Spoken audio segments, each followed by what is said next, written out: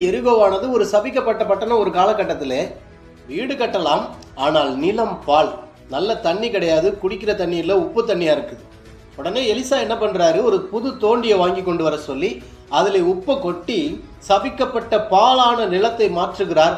தண்ணீர், குடிக்கிற தண்ணீர் நல்ல தண்ணீராய் வருகிறது. ஒருவேளை நீங்க கூட சபிக்கப்பட்ட நிலைமையில இருக்கிற, மந்திர பில்லி சூன்யத்தில் இருக்கிறேன்னு நினைக்கலாம். சபிக்கப்பட்டதையும் ஆசீர்வாதமாக மாற்ற முடியும். சபிக்கப்பட்ட ஒரு எரிகோவை ஆசீர்வாதமாக மாற்றிய கர்த்தர் உங்க வாழ்க்கையிலையும் சபிக்கப்பட்ட உங்களை கர்த்தர் ஆசீர்வாதமாய் மாற்றுவார். உங்களுக்கு விரோதமாய் எழும்புற எந்த ஆயுதமும் வாய்க்காதே போகும். உங்களுக்கு விரோதமாய் எந்த செய்வனையும் இல்லை.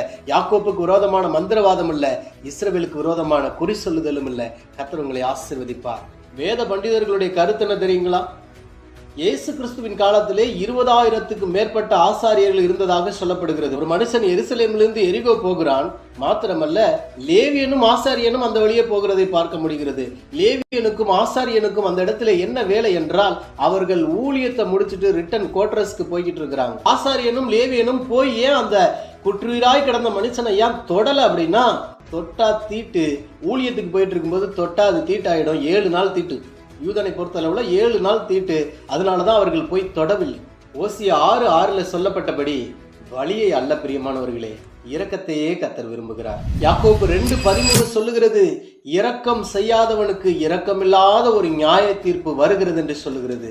நீங்கள் இரக்கம் காட்டவில்லை என்று சொன்னால் கர்த்தருடைய நாள் ஒன்று வருகிறது.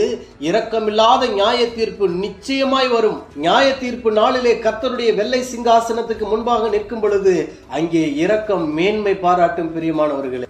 பொதுவாக சபைகளிலே ஊழியம் இருக்கிறது, உபதேசம் இருக்கிறது, எல்லாம் இருக்கிறது. எபேசு சபையை குறிப்பாக பார்த்தோமே ஆனால் அன்பு இல்லை. அன்பு தானே எல்லாமே, ஆனால் அன்பு இல்லை.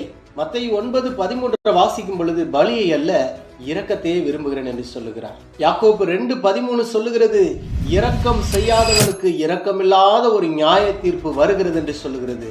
நீங்கள் இரக்கம் காட்டவில்லை என்று சொன்னால் கர்த்தருடைய நாள் ஒன்று வருகிறது. இரக்கமில்லாத நியாய தீர்ப்பு நிச்சயமாய் வரும்.